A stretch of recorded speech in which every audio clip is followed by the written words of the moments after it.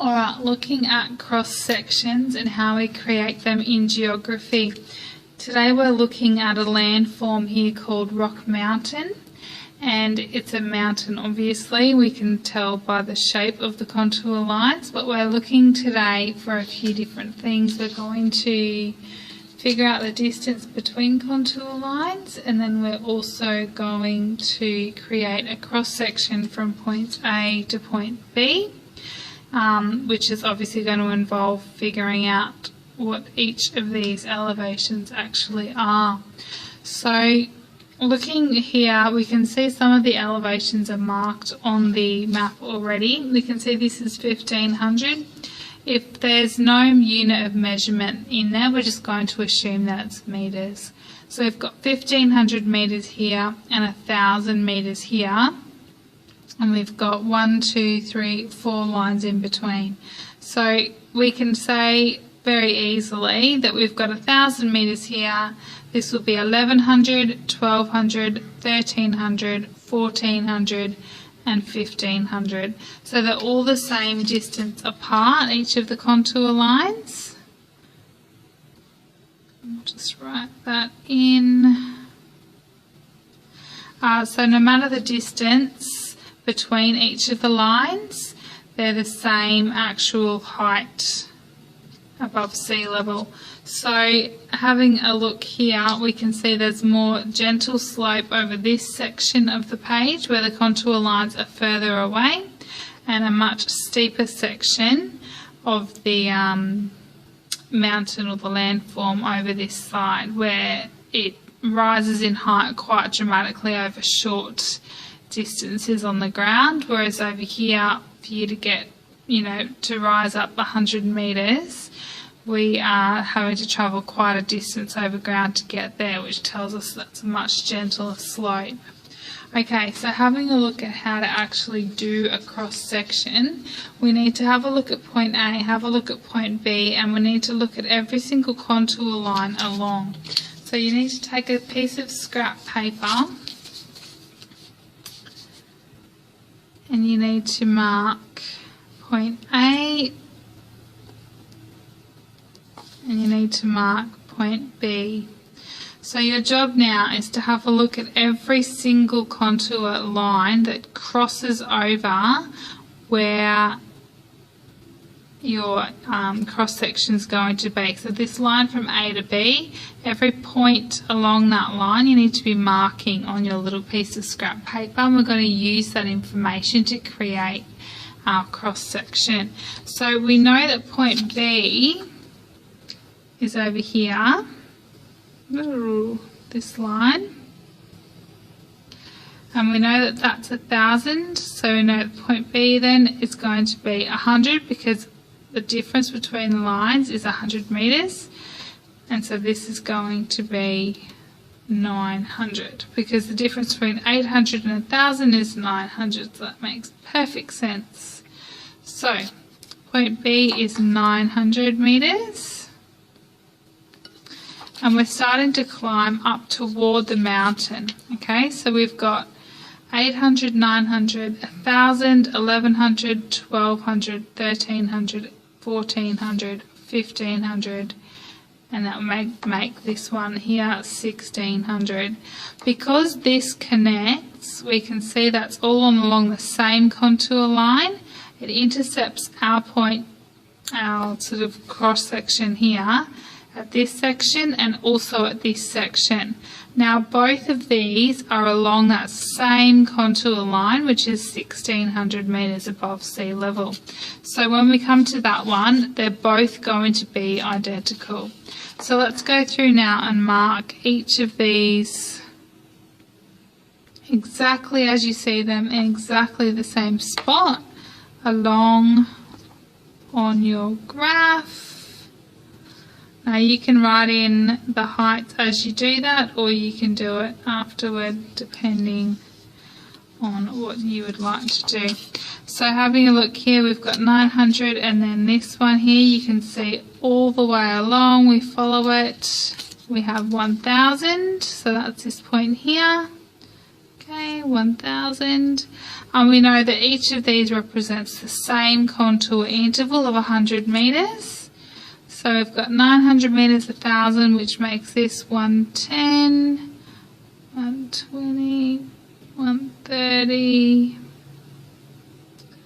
140, 150, 160. Well, I should actually do it properly, shouldn't I? I'm just being lazy and dropping off the last 0. Okay, so this is also 1600. And then we start on this side to start dropping off. So we can see down here it's 900, and we're building up toward the top of that mountain. So we've got 1600, 1600. This one becomes 1500, 1400, 1300, 12, 11, 10, well, 1000, 1000, 900, and this point here is also 900. So having a look here, that's just a lake, we're going to disregard it. We don't need to know that for grade 8 geography. Okay, so you can see it's a lot easier to write in. Up this end it's a lot more squishy putting your numbers in. So the main point is that your line intersects exactly where that comes along the line here.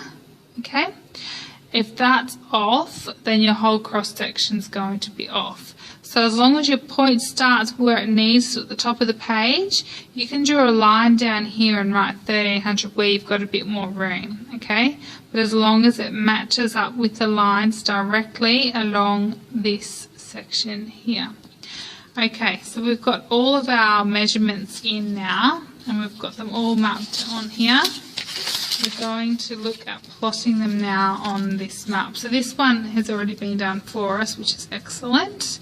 But if we have a look here, the width of your graph down here is only ever going to be the width of your points that you're actually going to be mapping. So A to B, beginning to finish. Okay, if your cross section is only this small, then your graph that you're plotting it against will only be that small as well. Alright, so there's no need to have a big giant long one if your cross section's a lot smaller than that. Now looking at this axis, we can see that goes from 600 to 1700. Alright, so that's a pretty broad range. The main thing that you want to make sure is, see, my smallest one here is 900 and my biggest one is 1600. So as long as I've got a range up this side from 900 to 1600, it's going to fit my cross section. This one's a bit broader, and that's fine as well. Okay, so having a look, the next thing to do, and this is one of the most important tasks to make sure that you get the right shape. Okay, we've got point A labelled on there, and that's already in here for us, luckily. So point A is at 900 metres. Now, the next dot point that we're going to do is going to line up directly with where we put that line on the page. And again, we're coming all the way up and we're looking at, bang, 900. Okay, you don't need to draw that line in, but you do need to make sure it's straight. So some people like to take a ruler and they use that along this way to line up that with where it needs to be along this axis of the graph. Okay, so this one here is 1000, 1100, 1200, and you're doing this very neatly, grade 8, you're not scribbling like I am, and you're probably doing it in pencil too in case you get anything wrong. Okay, 1400 is here, all the way up to 1500, 1600, and these again are perfectly lined up directly with that point. See, that's a little off, that's wrong. You're going to do it very neatly. Again, 1600, 1500,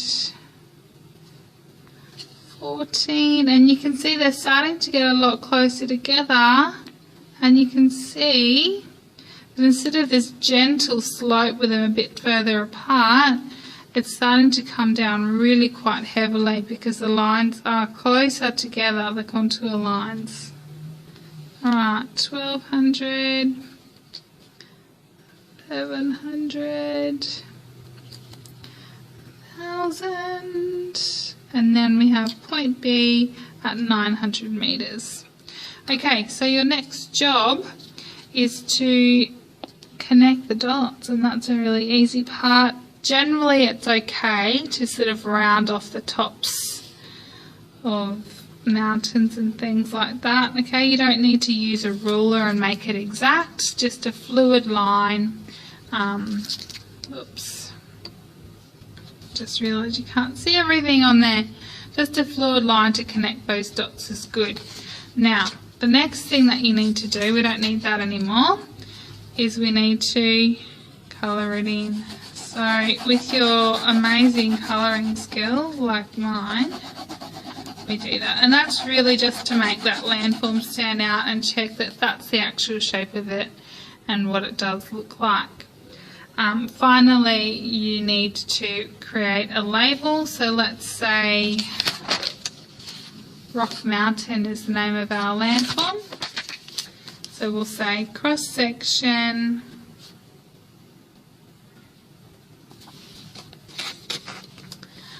of Rock Mountain.